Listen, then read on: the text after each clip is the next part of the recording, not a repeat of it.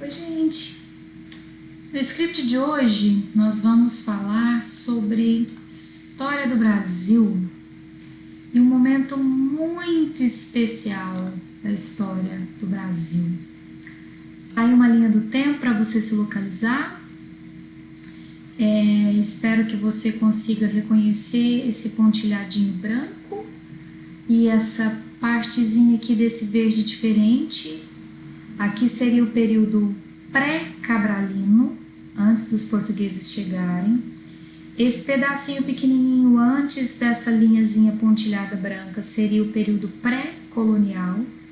O período colonial até 1815, o período de Brasil Reino até 1822, o período imperial da nossa história de 22 até 89 e o período no qual nós estaremos concentrados agora, que seria o período republicano, nosso atual período, um período subdividido em muitos pedacinhos.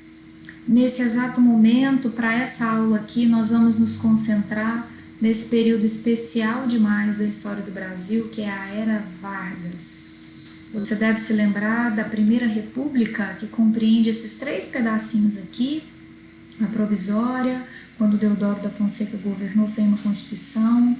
Assim que essa Constituição fica pronta, já começa a República da Espada com o mesmo Deodoro, o vice Floriano. Assim que termina o mandato dos dois, Deodoro renuncia, Floriano termina o mandato. Em 1894 começa a República Oligárquica, às vezes também chamada de República Velha, e essa República Oligárquica vai ser encerrada exatamente com esse personagem tão importante da nossa história, Getúlio Vargas, que, conforme vocês podem ver, ficou por 15 anos no poder, de 1930 a 1945. De 46 em diante já chega o Eurico Dutra. Então é nesse período importante, que foi um marco, que cai muito em vestibular, pode ter certeza, no Enem, uma questãozinha de Era Vargas sempre tem. Você não vai se decepcionar, é muito certo que isso acontece. Nos grandes vestibulares também, exatamente por causa da importância desse presidente, né? Por causa de tanta coisa que ele fez, de tantas marcas que ele deixou na nossa história. Perceba o nome desse período, Era Vargas. Era já te dá aquela sensação de como a era vitoriana, né, na história inglesa, de uma fase importante e veja, o nome da era é o nome desse cara. A gente pode começar conversando por aí, nosso bate-papo aqui pode começar aí, nesse exagero na figura do Vargas, porque peraí, ele foi um cara importante, ele fez um governo interessante, importante, enfim, significativo para a nossa história, mas ele não governou sozinho, ele não estava sozinho. Então, seria um excesso, um personalismo exagerado. Lê comigo aqui embaixo, veja que a gente costuma falar o Brasil de Vargas e não o Vargas do Brasil. O país foi dele, o país era dele, né? O Brasil nos tempos do Vargas, não o Vargas, um dos presidentes do Brasil, mais um dos presidentes, né? Já se questiona-se isso entre os estudiosos, esse exagero em cima da figura do Vargas. Você pode ter suas críticas, com toda certeza, ninguém está sozinho, ninguém governa sozinho, com Vargas não foi diferente, mas a gente explica esse foco na figura de Vargas por essas duas palavras que estão aparecendo no slide.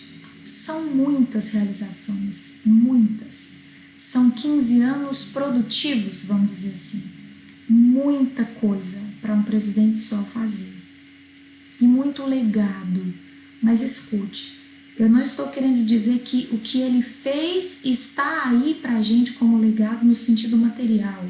As criações, as indústrias que ele criou, não estou dizendo só nesse campo das realizações materiais.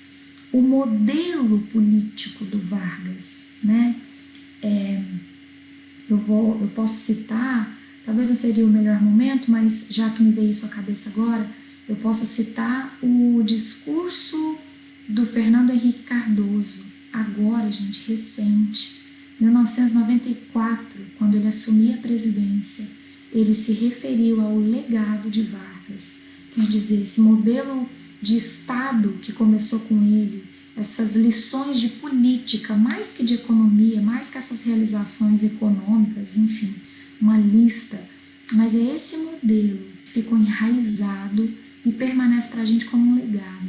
E aí, se a gente juntar, né, somar essa lista de realizações que vocês verão, mais esse legado político, cultural, essa memória muito positiva, eu te garanto que se você conversar com seus avós, talvez um tio mais idoso, ele vai ter boa lembrança, ele vai ter alguma coisa boa para comentar do senhor Getúlio Vargas. Pode ser que saia até lá um dos melhores presidentes do Brasil, ou o melhor. Olha, dá para apostar que você pode escutar alguma coisa assim.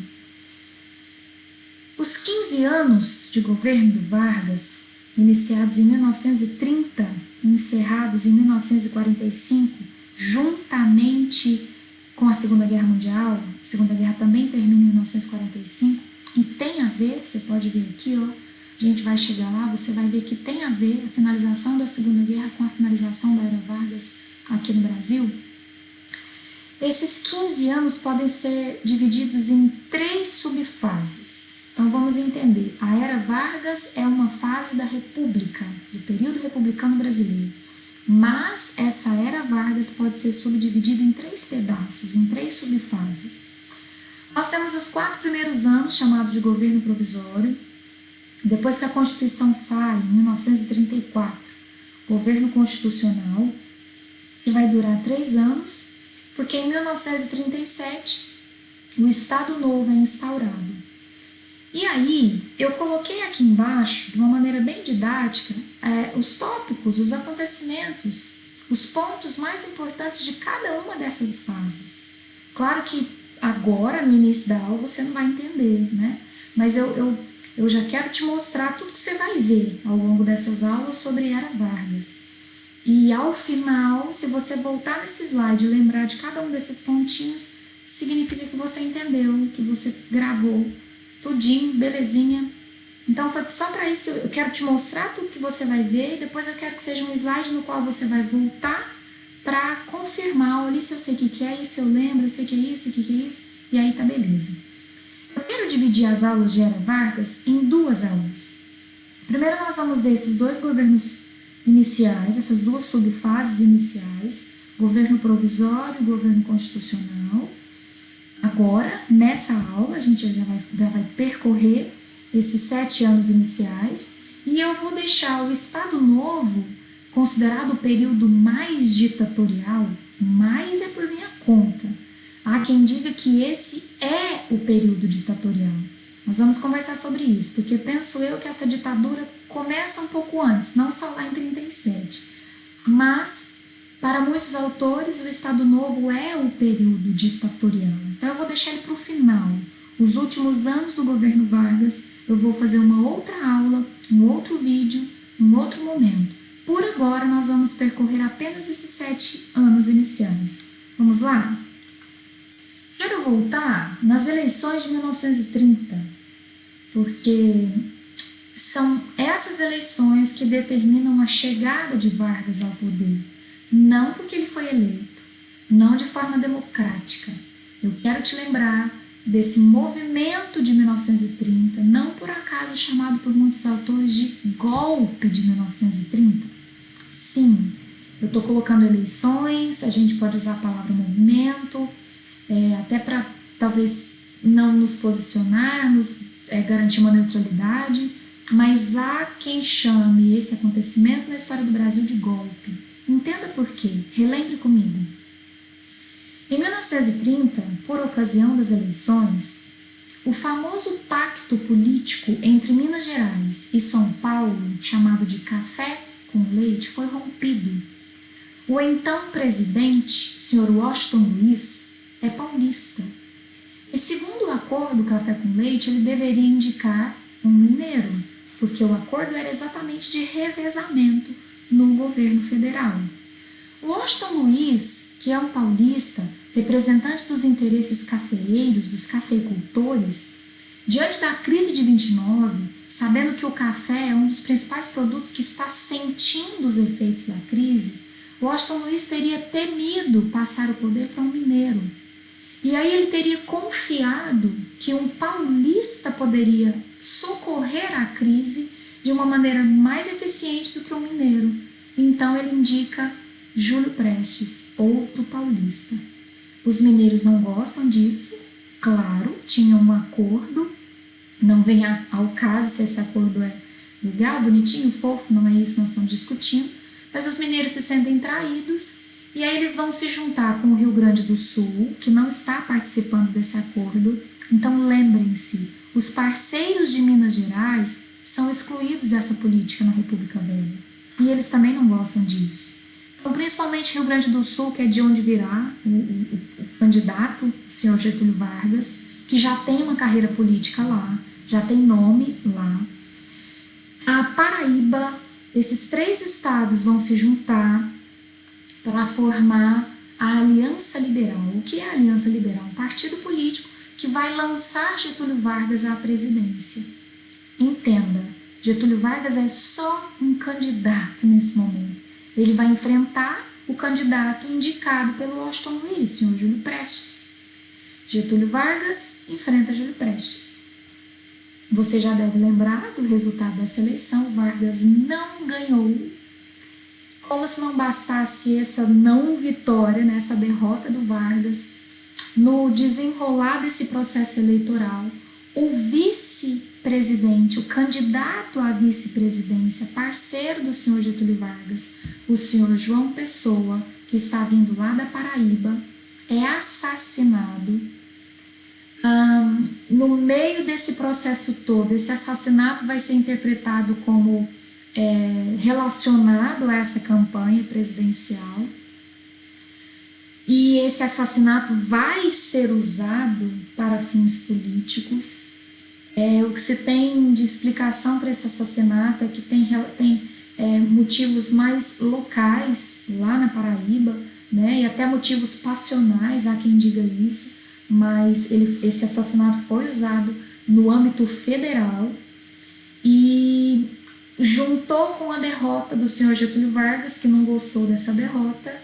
Getúlio Vargas vai ser amparado pelo uso político do assassinato do vice dele e pelos tenentes. Você se lembra do tenentismo? Aquele movimento crítico da República Velha que levantava a bandeira da moralização política.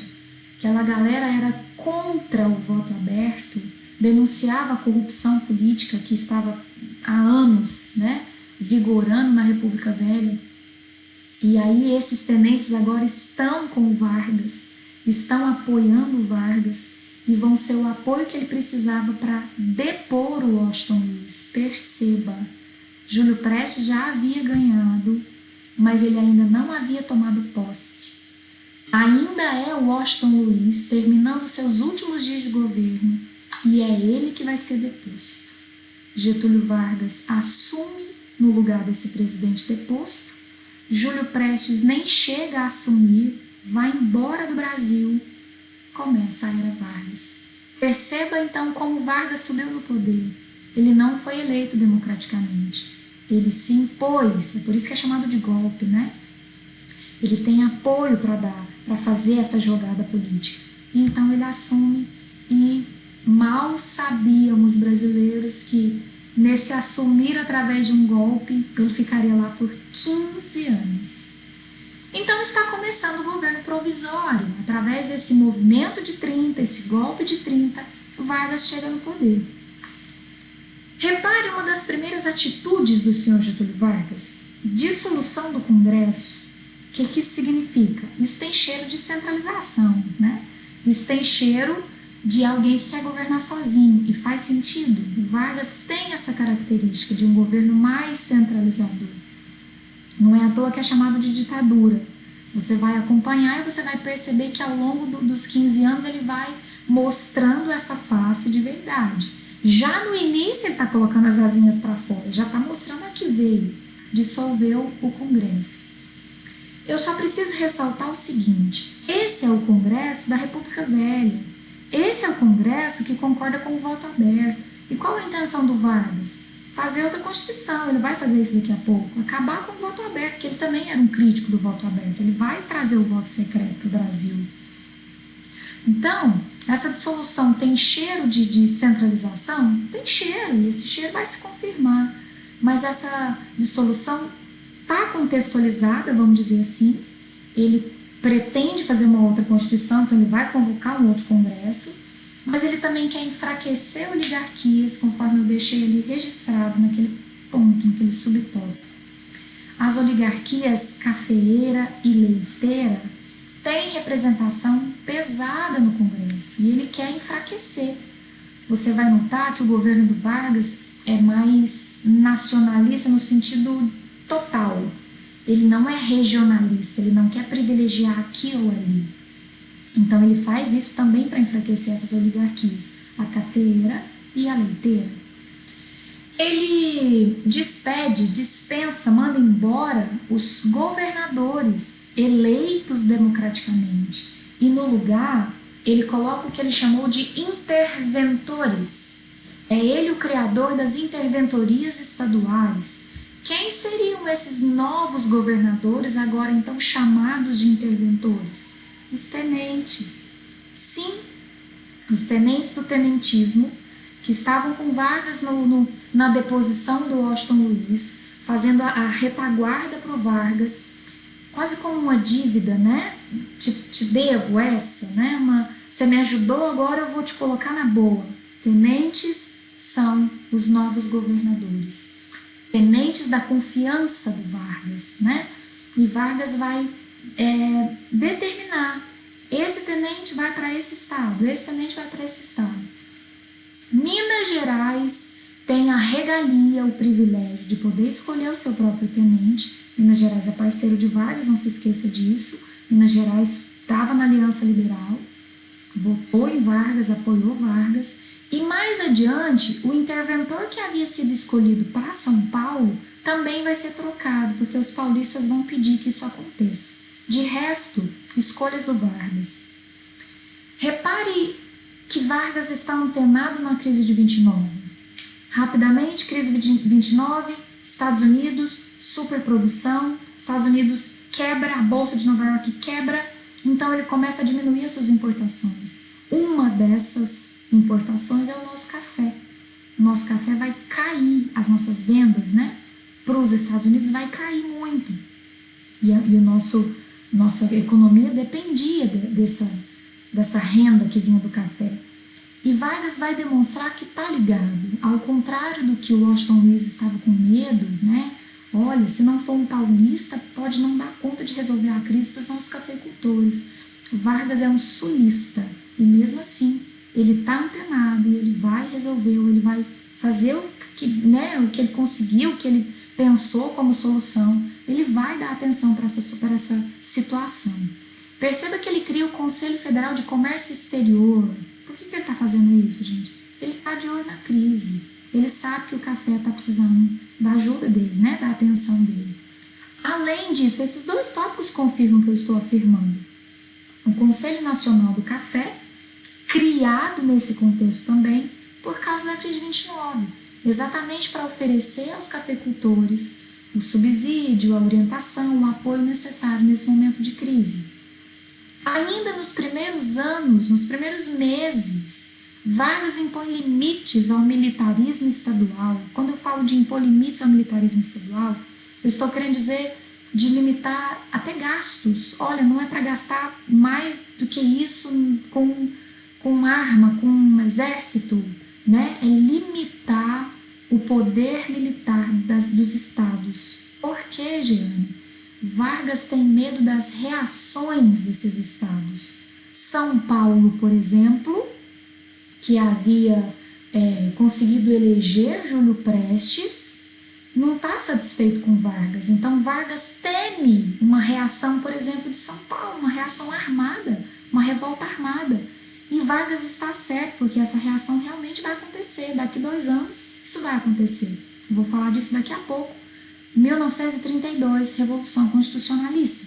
Mas então Vargas limita os gastos com militarismo em cada estado com medo dessas reações armadas contra ele. Ele sabe de onde ele veio, né?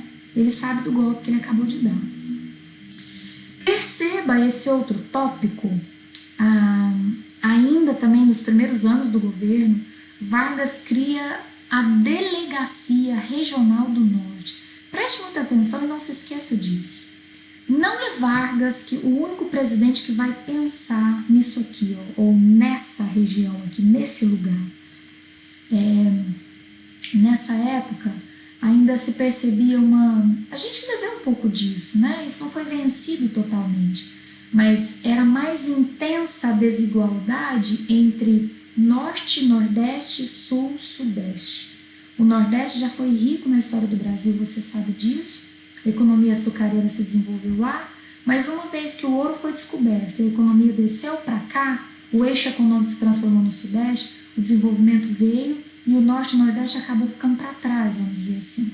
Qual a intenção da Delegacia Regional do Norte, então? Diminuir um pouco, tentar diminuir. E você vai ver que essa iniciativa do Vargas vai continuar mais para frente. O próprio JK, outro presidente famoso, importante da nossa história, vai fazer isso. Ele vai tentar diminuir essa diferença. Ele vai tentar desenvolver o Nordeste, desenvolver o Norte, para diminuir essa diferença lá em cima com Sudeste e Sul, né? E aí, qual que era a ideia do Vargas? Algumas bastante ousadas, como expropriar oligarquias. Complicado isso aí, né? Mas chegou-se a formular essa possibilidade. Não vai sair do papel não, tá? Mas chegou-se a formular. Atender setores populares, desenvolver a agricultura no Norte, ampliar os serviços de saúde, acudir aquele povo, desenvolver essa região. Mas, diante da resistência das oligarquias, dos grupos de poder do Norte e Nordeste, não foi para frente. Acabou sendo só um projeto que, conforme eu comecei falando, não se esqueça disso, no governo Vargas não vai ter andamento, mas nos próximos governos esse assunto vai voltar à tona e outros presidentes vão tentar fazer essa região desenvolver. Em 1930, galera, repara que ainda em 1930, Vargas não perdeu tempo. Ele já foi chegou criando o Ministério do Trabalho. Naquela época, conhecido, chamado, apelidado de Ministério da Revolução, mal compreendido, criticado, adorado pelos trabalhadores, né? Elogiado pelos políticos da esquerda, mas mal interpretado pela classe alta, e aí chamado de Ministério da Revolução. Qual a intenção do Vargas? Né? Vargas é um comunista? Não, viu gente? Não mesmo. Qual a intenção do Vargas? Mediação. Vargas se coloca muito nessa posição, em muitos momentos, em muitos contextos, em muitos assuntos. Ele não acha que tem que ser combate, ele não acha que capital necessariamente tem que brigar com o trabalho, com a força do trabalho. Ele vai pensar que as duas forças são necessárias. Eu preciso do capital girando, movendo, a economia precisa girar, mas eu preciso de uma mão de obra atuante também. Então, qual que é a minha função como chefe do Estado, como presidente? Eu vou estar no meio dos dois, mediando, evitando o conflito. Essa é a ideia. E aí, através do Ministério do Trabalho, que as nossas leis trabalhistas vão começar a surgir uma após outra, não são todas de uma vez, tá? Não é uma novidade brasileira, não é a ideia do Vargas, o Vargas é lindo, maravilhoso, não. O mundo estava passando por esse tempo. A Inglaterra já tinha passado pelos seus movimentos de contestação de trabalhadores, né? O mundo já estava pedindo isso, os trabalhadores do mundo já estavam começando a ter um pouquinho de consciência e pedir os seus direitos. Vargas está indo nessa. Lembre-se, por exemplo, de Mussolini na Itália, fazendo a sua Carta del Lavoro, lei trabalhista. Então, Vargas está contextualizado. Conforme eu disse, as leis não vêm todas de uma vez, uma de cada vez, e depois elas são unidas, elas são juntadas no que a gente chama de CLT, ou Consolidação das Leis Trabalhistas. É um decreto atrás de outro, depois esses decretos são unidos na CLT. São todas consolidadas como leis, fazem parte da Constituição lá em 1943. A primeira dessas leis foi a chamada Lei das 8 Horas, o próprio nome está te indicando, a partir de agora não mais carga horária extensa, como era normal, não só no Brasil, 10, 12, 14 horas por dia, agora limitado em 8 horas. Se passar disso, agora você vai se ver com o governo, porque se trata de uma lei, e quando a gente descumpre lei, a gente vai enfrentar o Poder Judiciário, né? Limite de 48 horas semanais, então poderia trabalhar no sábado, 6 vezes 8, 48. Trabalho infantil, antes comum nas fábricas brasileiras, regulamentado, 14 anos em diante.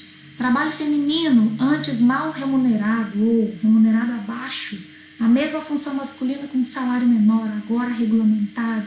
Teoria, né, gente? Até hoje a gente sofre com esse ponto, com essa questão, muito infelizmente. Liberação de sindicatos, mas sob tutela do governo. O que é um sindicato? Até hoje eles existem. Órgãos criados para representar, para defender seus trabalhadores.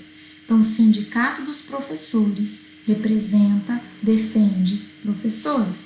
Sindicato dos Metalúrgicos representa, defende os metalúrgicos.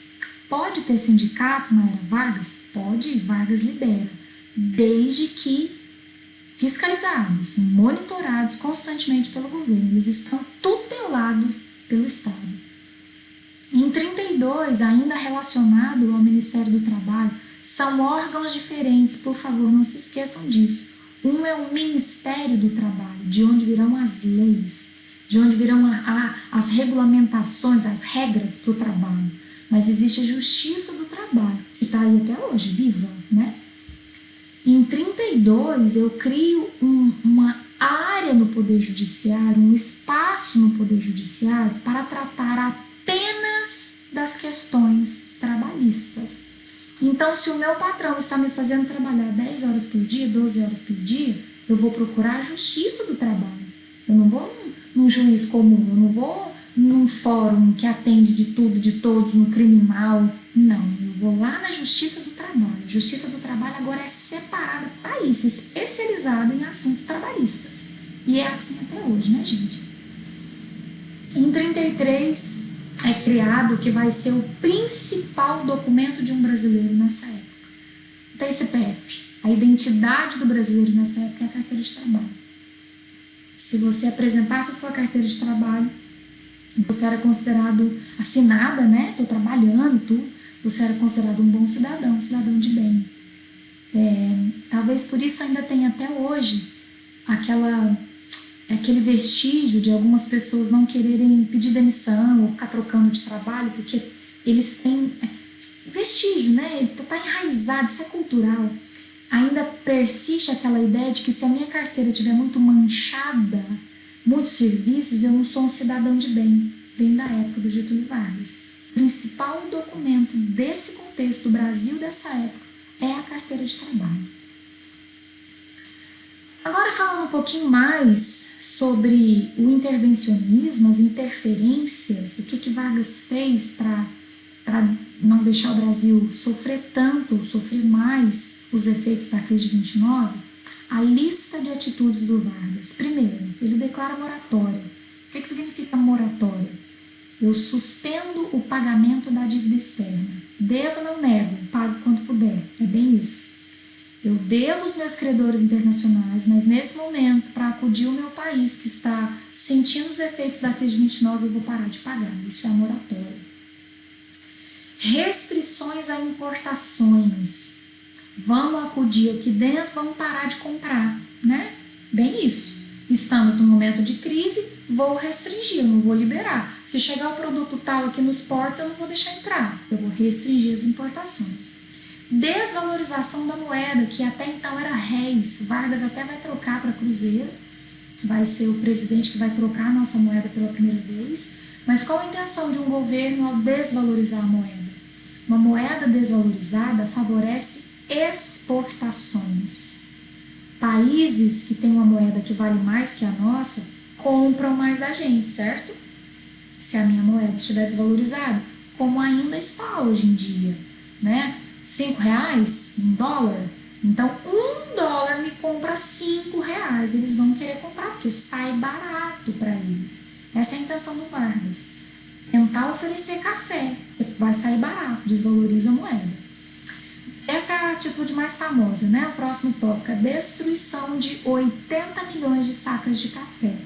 Gente, não é mais estocar, como já tinha sido feito na República Velha. Não é mais construir silo, galpões para estocar, é destruir mesmo.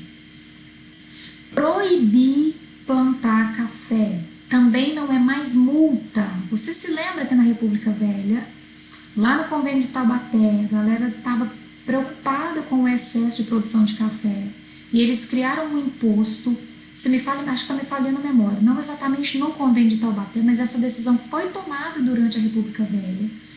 Se alguém insistisse em plantar mais café, pagaria uma multa, mas era multa. Agora Vargas está proibindo. Proibido. Já tem café demais, eu estou tendo até que destruir, não é para plantar mais. Redução autorizada dos salários nas fazendas. Preciso fazer 2 comentários. Eu autorizo reduzir, patrão, pode reduzir. Isso vai até causar êxodo rural, conforme você está vendo aqui nos meus slides. As despesas não vão, a sobrevivência não vai estar garantida, então muitos trabalhadores vão sair do campo e vir para a cidade tentar uma vida melhor. Mas eu preciso te lembrar que as leis trabalhistas do Vargas não são estendidas aos trabalhadores rurais. Isso vai acontecer mais adiante, inclusive por um aprendiz do Vargas. Vai ser o Jango que vai estender aos trabalhadores rurais os direitos trabalhistas. Inicialmente, o que Vargas faz serve para trabalhadores urbanos apenas. Então, quando eu falo aqui redução do salário, então está desobedecendo a lei trabalhista, a lei do salário mínimo. Não tá. Não tá. Vargas está autorizando. Se precisar diminuir, pode diminuir, até porque não tem lei aí para vocês. É isso. E o que é bem legal da parte do Vargas, né, ele vai tentar diversificar as exportações. A gente estava muito focado no café. E Vargas saca isso. Não é à toa que ele vai começar a fazer uma política econômica voltada para a indústria, porque ele vai dizer, poxa, nossa economia está muito dependente do café, nós não podemos fazer isso. Eu preciso diversificar, eu preciso voltar com o açúcar. Cadê a produção açucareira? Vamos vender açúcar também. Dependência só do café não funciona. Aí o que aconteceu com a economia? Isso foi inteligente, né? Interessante da parte do Vargas, da política econômica do Vargas. Olha a política industrializante que eu falei. Lista de atitudes do Vargas dentro dessa política. Ele vai começar a incentivar a substituição de importações. Vamos parar de comprar da Inglaterra? Vamos produzir, né? Lembra que isso aconteceu durante a Primeira Guerra? A indústria de substituição? Eu não vou comprar tecido da Inglaterra, ela está em guerra, ela parou de produzir, eu vou ter que dar um jeito. Vargas vai ter esse tipo de incentivo. Substitui importação por produção interna. Ele vai abolir impostos interestaduais, que sacada legal também. Talvez São Paulo produz tecido, mas na hora que Minas vai comprar de São Paulo, tem que pagar imposto para trazer de São Paulo para cá. O que Vargas faz? Tira. Agora não tem mais imposto de um estado para o outro, que é exatamente para incentivar, para favorecer o comércio interno, não mais a importação, né? Perceba esse terceiro tópico que eu ainda dei um pouquinho de destaque aqui. Recursos, receitas estaduais passam a ser direcionadas para a União. Aqui o Vargas está mostrando quem ele é. Galera, o que eu estou falando? Impostos estaduais são administrados por governos estaduais. Tem imposto que vai para a mão do Zema hoje. Sou mineira, estou em Minas, meu governador estadual nesse momento é o Romeu Zema. O que Vargas está falando? Zema, sinto muito, o imposto da Giane não vai para sua mão, vai para mim. É isso. Olha o tanto que Vargas é centralizador. E conforme eu falei lá no início, Vargas está pensando no Brasil como um todo. Ele não é regionalista, vamos dizer assim, não vai privilegiar um estado. recursos estaduais dirigidos para a União, para o governo federal agora.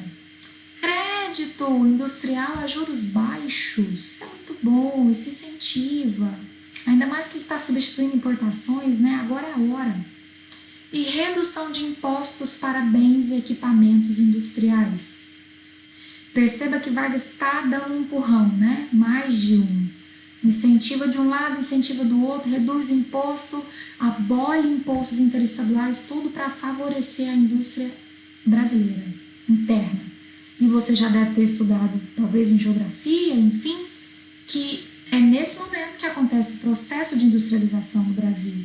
Até esse momento, o Brasil tinha vivido o surto industrial, lá no Segundo Reinado, na Era Mauá, um momento positivo ali durante a Primeira Guerra Mundial, com as substituições de importação, mas agora começa o processo mesmo.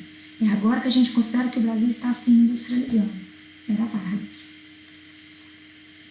Em 32, governo provisório, veja quanta coisa ele estava fazendo no provisório. Sozinho, gente, sem congresso, tudo ele.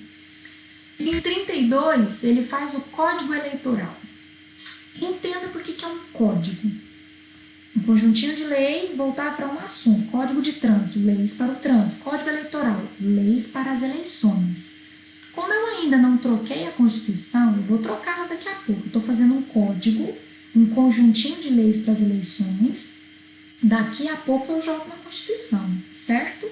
Em 34 sai a Constituição. Aí a Constituição vai englobar o Código Eleitoral. Por enquanto é só um código, mas que já vai ser respeitado. O que dizia esse código? Acabou o voto aberto. Acabou. O voto de cabresto agora vai ser complicado. Não vou dizer impossível, porque, né, talvez ainda seja possível, mas dificultado. Voto secreto. Mais uma novidade. Ponto pro Vargas. Voto feminino. Mulheres podem votar. Até esse momento o voto era masculino, aberto e masculino. Tem o detalhe ali das letras miúdas, né? Que as meninas ficam com raiva, mas é isso. Mulher pode votar desde que não fossem dependentes dos pais, se sustentassem, né? Ou maridos. Mas mulheres podem votar, podem se candidatar. Inclusive vai ter, tá? Na próxima eleição já tem candidata mulher a deputada. Justiça eleitoral, olha isso. Dentro do Código Eleitoral, cria-se a Justiça Eleitoral. O que eu estou dizendo? Agora, eu tenho uma área da Justiça. Não tinha uma área da Justiça para cuidar de assuntos trabalhistas? Agora eu tenho uma área da Justiça para cuidar de assuntos eleitorais. Então, por exemplo, você se lembra da degola da República Velha? O candidato era eleito, mas não tomava posse, ele era degolado? Não existe isso mais. A Justiça Eleitoral agora existe para garantir que o resultado das urnas seja cumprido, seja respeitado. O que é a Justiça Eleitoral? Você sabe, você acompanha o trabalho da Justiça Eleitoral. É muito parecido. É garantir que não exista corrupção, que não exista compra de votos, que está havendo um processo honesto, limpo, né? Isso é a Justiça Eleitoral. Criação do Vargas, ainda no seu governo provisório. Até que então veio a Revolução Constitucionalista. 1932, Revolução Constitucionalista. Onde? São Paulo. Os briguentos, os encrenqueiros estão sendo os paulistas. Quais os motivos, Jean? Por que a galera de São Paulo está grilada? Acompanhe comigo. Primeiro, pontinho, primeiro motivo. A Constituição está anulada, senhor Vargas. O senhor estava fora da lei. Já tem 2 anos que o senhor está aí, mais ou menos, né? Não dá redondinho, mas já tem 2 anos que o senhor está aí, que o senhor anulou a Constituição. A gente até entende que era uma Constituição que liberava o voto aberto e tal, o senhor quer fazer outra, mas o senhor não faz nada. Eles têm expectativa de uma nova Constituição, e na visão deles está demorando. Olha o nome desse movimento, Revolução Constitucionalista. É para fazer uma Constituição. Vargas prometeu, mas está cumprindo. Então, eles estão nessa expectativa. Só que repare que eu coloquei meio que uma respostinha para isso. Vargas já havia convocado a Assembleia Constitucional. O Congresso não havia sido dissolvido? Eu já não tinha falado disso? Vargas já queria convocar uma assembleia, já tinha convocado. Quando os paulistas dão o grito e fazem essa revolta, Vargas já tinha convocado. Então, peraí, vocês querem uma nova Constituição? Espera mais um cadinho, eu já convoquei, tá saindo. Não, Jean, mas tem um segundo motivo. Os paulistas estão revoltados e fazendo a Revolução Constitucionalista porque eles estão insatisfeitos com o interventor. Verdade. Vargas cede e deixa eles escolherem o próprio interventor. O que eu estou te mostrando? Que para cada motivo que os paulistas davam, eu tenho uma resposta, ou Vargas tinha uma resposta, né? Isso me faz perceber que talvez tenha um terceiro motivo aqui, que os paulistas talvez não assumissem, vamos dizer assim, que está misturado no meio dessa revolta aí. Os paulistas queriam recuperar a sua hegemonia. Quem eram os paulistas em tempos de República Velha? Os que faziam os rodízios com os mineiros, os que tinham uma alta influência na política nacional, na política federal. O último presidente antes do Vargas era um paulista e seria outro se não tivesse acontecido o golpe. Então talvez os paulistas estão querendo recuperar esse tempo bom em que eles podiam ter mais controle dessa política federal. Vargas não deixa, Vargas é centralizador. Então veja, qual o objetivo da Revolução Constitucionalista? Fazer uma nova Constituição. Ela já estava a caminho. Trocar o interventor. Puderam trocar. Então o que sobra? Tem uma pitadinha de ressentimento. Ressentimento é essa palavra. Ressentimento. Uma vontade de recuperar essa hegemonia, né? E aí, numa primeira manifestação que eles fazem, né, uma passeata, morrem esses 4 carinhas aqui, o senhor Martins, se não me falha a memória, eram estudantes, jovens, Martins, Miragaia, Drauzio e Camargo. Isso vai mexer muito com os paulistas e esses 4 jovens vão se transformar nos mártires desse movimento contra o governo Vargas. Então veja, aqui em cima estão os motivos deles. Eles querem uma nova Constituição, eles querem um outro interventor, eles querem hegemonia, mas quando eles partem para a briga, vamos dizer assim, para a manifestação, 4 jovens morrem e aí isso vai intensificar, radicalizar. A data, comemorada até hoje por eles, é um feriado para eles, é nome de avenida lá em São Paulo, 9 de julho de 1932, essa é a data marco, data símbolo dessa revolta. Veja comigo agora algumas imagenzinhas de cartazes produzidos pelos paulistas durante essa revolta. Você tem um dever a cumprir, a bandeira de São Paulo atrás, consulte a sua consciência. Observe que o nome dos 4 mártires se transformou num movimento, um movimento conhecido como MMDC, que está aqui no cartaz. Eu gosto também desse cartaz da direita, perceba a ousadia dos paulistas. Abaixo a ditadura. Em 32 eles já estão chamando Vargas de ditadura. Repare que eles não esperaram chegar lá em 37, eles já estão vendo traços ditatoriais, estão tendo a ousadia de falar isso. Gosto dos detalhes também, acho importante comentar, porque eu já vi esse cartaz uma questão aberta de um vestibular. Veja, bandeira, um soldado lá atrás, esse aqui pequenininho é o Vargas, ele era de baixa estatura, né? Sendo esmagado na mão de um paulista ou de uma figura muito usada pelos paulistas para se representarem, um bandeirante. Observe as botas, né? Então é um bandeirante esmagando Vargas e tendo a coragem de falar que ele era um ditador. Mais alguns cartazes. Desta casa partiu o soldado da lei. Olha a insistência em Vargas, você está fora da lei, essa Constituição está demorando. Avante, cada paulista válido é um soldado, MMDC.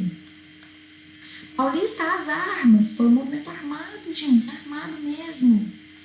Nas ruas, morte. Eles estão à sua espera, os 4 jovenzinhos, os 4 mártires, para completar o batalhão. Aliste-se, MMDC. Aqui uma foto aérea. Aqui ao fundo você vê o Parque do Ibirapuera e aqui de frente você tem um obelisco construído em homenagem ou para memorizar, né, para trazer à memória a revolta de 1932, a Revolução Constitucionalista.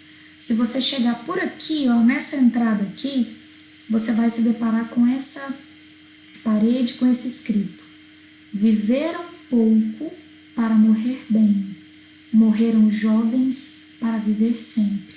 Uma referência aos 4 jovens mártires da Revolução. Vargas, então, a reação de Vargas à Revolução Constitucionalista. Vargas confirma as eleições. Olha, gente, tá confirmado, vocês estão certos, uma nova Constituição tem que sair, a Assembleia Constituinte vai ser votada em maio de 1933, fiquem tranquilos, e isso vai acontecer, né? O movimento é reprimido, Vargas bota força militar na rua para reprimir, vai reprimir o movimento. Em 1934, os paulistas vão conseguir o que eles queriam, que é a promulgação da Constituição. Então, em alguma medida, essa Revolução Paulista tem que ser considerada bem-sucedida. Eles conseguiram mudar o interventor deles e conseguiram que a Constituição saísse, mas ela já sairia de alguma forma, né? Dá pra gente pensar assim também. E o curioso é que em 1934, a Universidade de São Paulo é criada. E aí veja essa frase: de São Paulo não sairão mais guerras civis anárquicas, e sim uma revolução intelectual e científica suscetível de mudar as concepções econômicas e sociais dos brasileiros.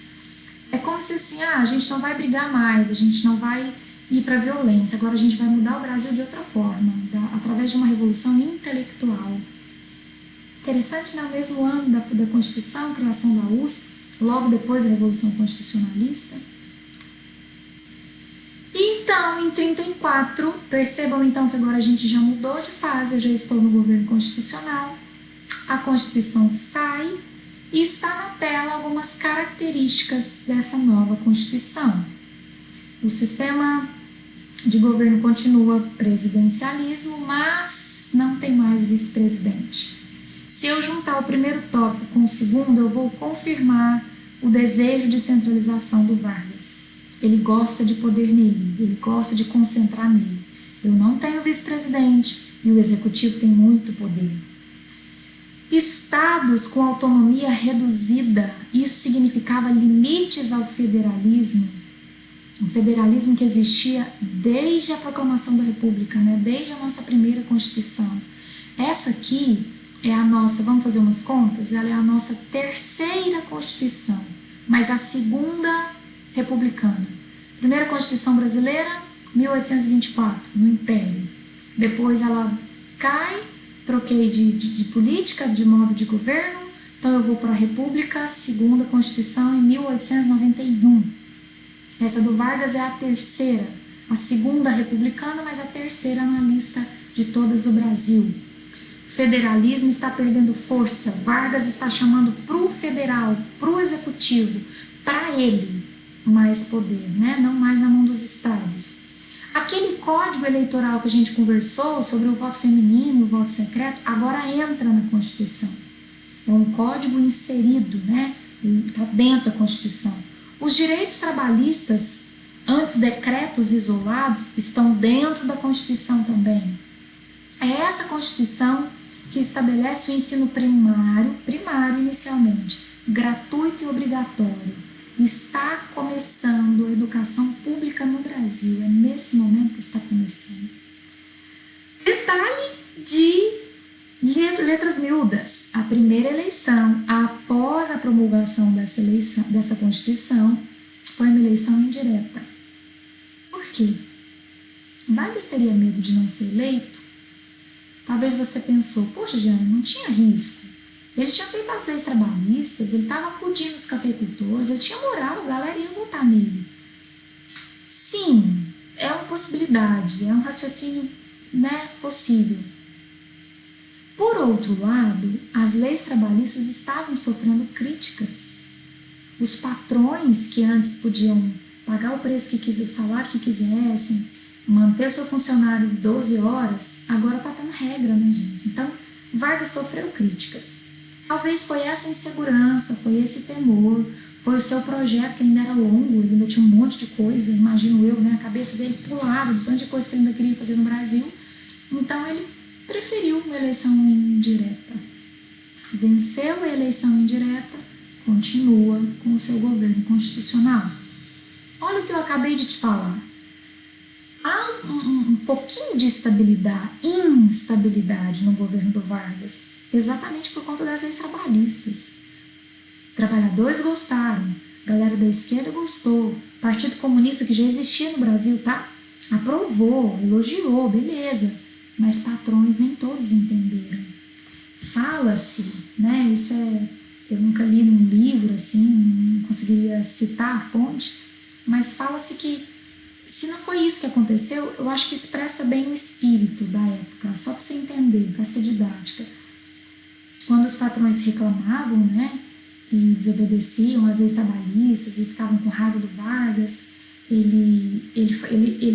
a reação dele, a resposta dele era mais ou menos assim: vocês não entenderam nada. Eu estou fazendo isso mais por vocês do que pelos pobres, porque se eu não botar regra, o comunismo já está no Brasil. Já há partidos e ideias que defendem muito mais os trabalhadores, então isso aqui é o mínimo que eu posso fazer. É quase isso. Os seus burros, vocês não estão entendendo o que eu estou fazendo, pensa um pouquinho. E aí eu gosto daquele ditado que fala: deixa aí o anel para ficar o dedo. Então é como se Vargas estivesse liberando esses direitos para continuar, para manter a ordem, né? Para manter o sistema funcionando. Mas existe sim uma instabilidade por conta desses patrões que não estão compreendendo, estão desobedecendo às leis trabalhistas e estão tendo que enfrentar greves operárias. É lógico, o operário está pensando: agora tem uma lei a meu favor, meu patrão não cumpre, vou parar. E é preciso pensar também, para entender essa instabilidade, é preciso a gente pensar no contexto externo. O que está acontecendo no mundo em 1934? Vamos lembrar? Vamos pensar? Hitler já está na Alemanha, já está no poder. Mussolini já está na Itália, já está no poder há mais de 10 anos. Stalin já está no poder. Então você já tem a Guerra Fria rolando, concorda? Nos Estados Unidos já tem New Deal rolando. Esse clima de Guerra Fria fora vai se refletir aqui. Essa polarização fora mundial vai se refletir aqui. Aqui dentro vão começar a surgir grupos que representam esses dois lados que estão brigando no mundo lá fora. O lado capitalista, ou até o lado nazista, o lado fascista, vamos pensar assim, o lado da direita e o lado da esquerda. Eu tenho os da direita, da extrema direita, seria até injusto colocar que está no mesmo time do New Deal, né? Porque aqui seria a extrema direita. Os Estados Unidos combateu isso aqui. Isso aqui não é de esquerda, isso aqui é de extrema direita. E aí no Brasil a galera que é fã do nazifascismo, que acha que o Hitler está desempenhando um bom governo e querem seguir o exemplo dele, esse carinha principalmente, o senhor Plínio Salgado, essa galera vai se reunir no que a gente chama de AIB, Ação Integralista Brasileira. Isso é um grupo, gente, isso ainda não é um partido político, tá? Isso é um grupo. Eles admiram o nazifascismo, admiram o Hitler, acham que o Brasil poderia copiar, fazer igual, enfim, então eles começam a se reunir, se organizar. Do outro lado, eu tenho a Aliança Nacional Libertadora, a ANL, liderada pelo Luiz Carlos Prestes. Lembram dele? O líder da coluna Prestes, que estava lá na Bolívia, e lá na Bolívia ele conheceu o socialismo e voltou. E ele volta socialista e vai ser o líder da ANL, que é um grupo, outro grupo, que tem traços socialistas, que vai admirar e querer copiar o stalinismo, né? As minhas cores aqui são sugestivas. Verdinho é a cor que os integralistas gostavam, usavam, né?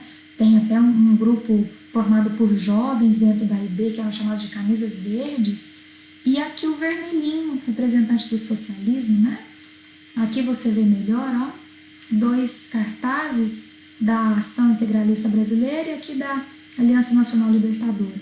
À esquerda você tem o verde sobressaindo, esqueci o nome dessa letra grega, se não me engano é sigma, posso confirmar. E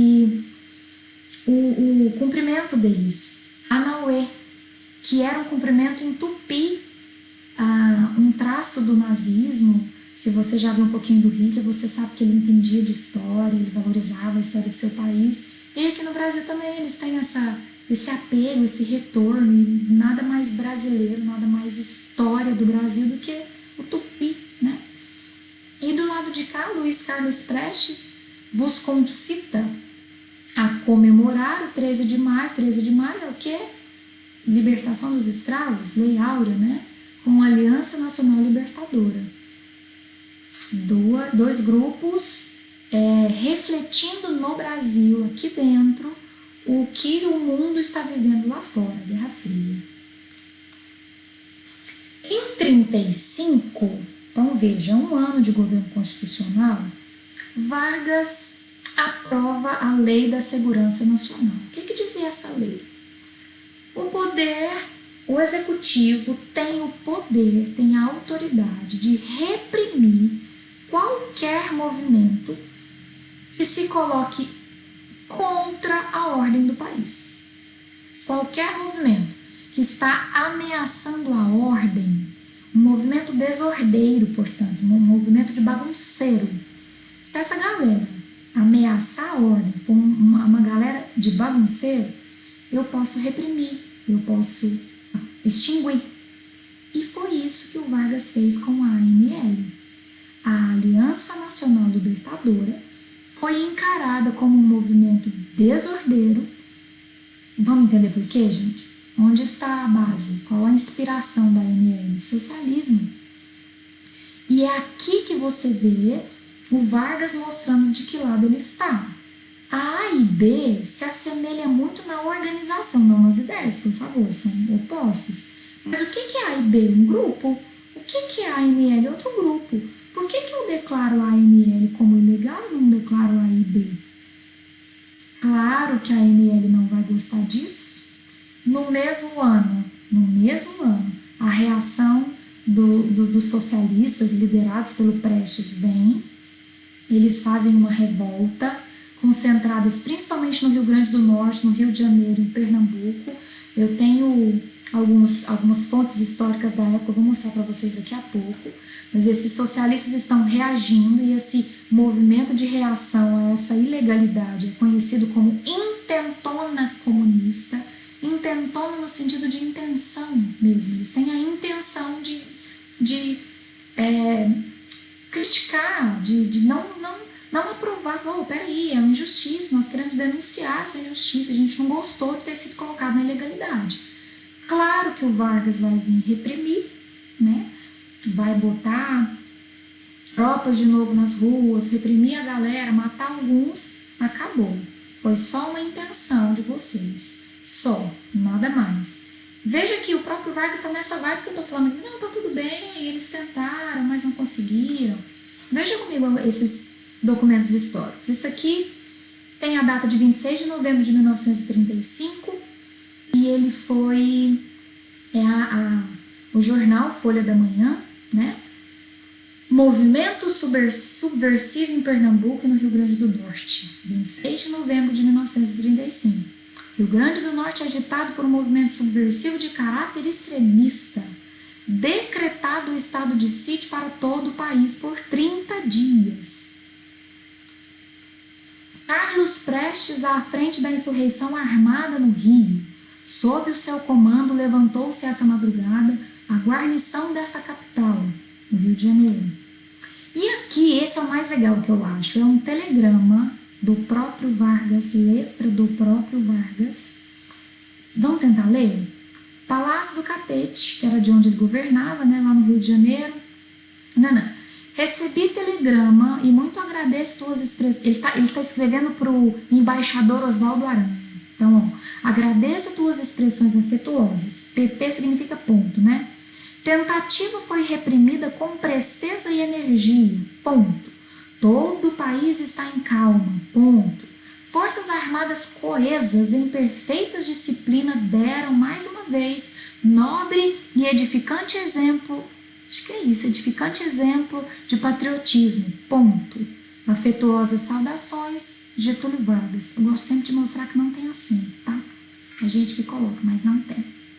Esse telegrama do Vargas foi se referindo à intentona comunista, a esse evento aqui. Ele está dizendo, tá tudo bem, tentaram, mas não deram conta, o país já está em calma. Mas ele vai usar isso a favor dele. Aguardem, daqui a pouco. Mais um trechinho de fala do Vargas. O operariado brasileiro estava satisfeito com o meu governo e eu tinha certeza de que fracassaria qualquer tentativa por parte dos comunistas de envolvê-lo. Aliás, o golpe de 35, a intentona, primou pela absoluta falta de apoio popular. A única coisa que o distingue de outros golpes militares é que os seus dirigentes não eram generais.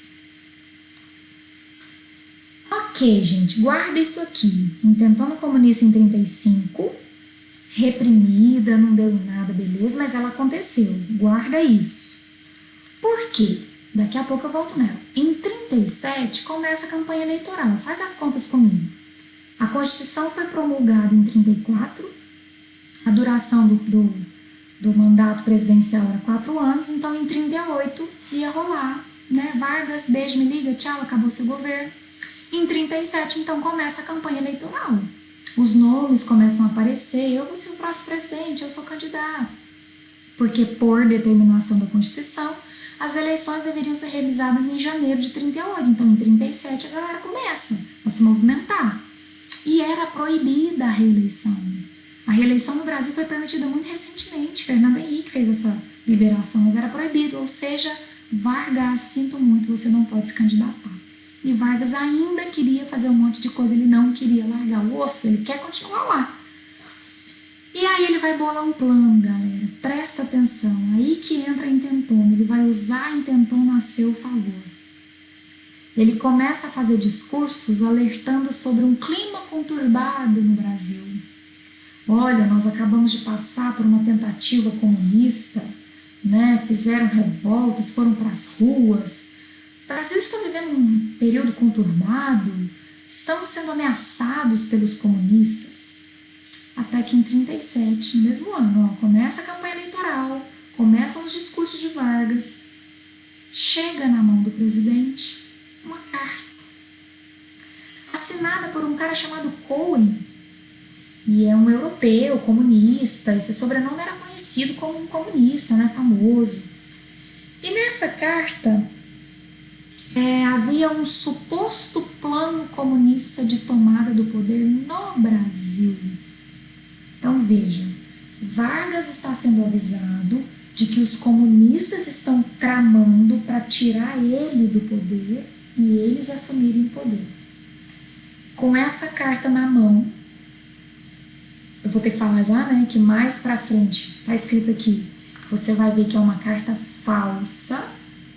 A A e B fez essa carta falsa e chegou na mão do exército, e o exército teria entregado para o presidente, mas está todo mundo sabendo, tá? A A e B fez, a Associação de Imprensa Brasileira, tá? A imprensa fez, mas o exército era cúmplice, o exército sabia, e o exército botou a carta na mão do Vargas.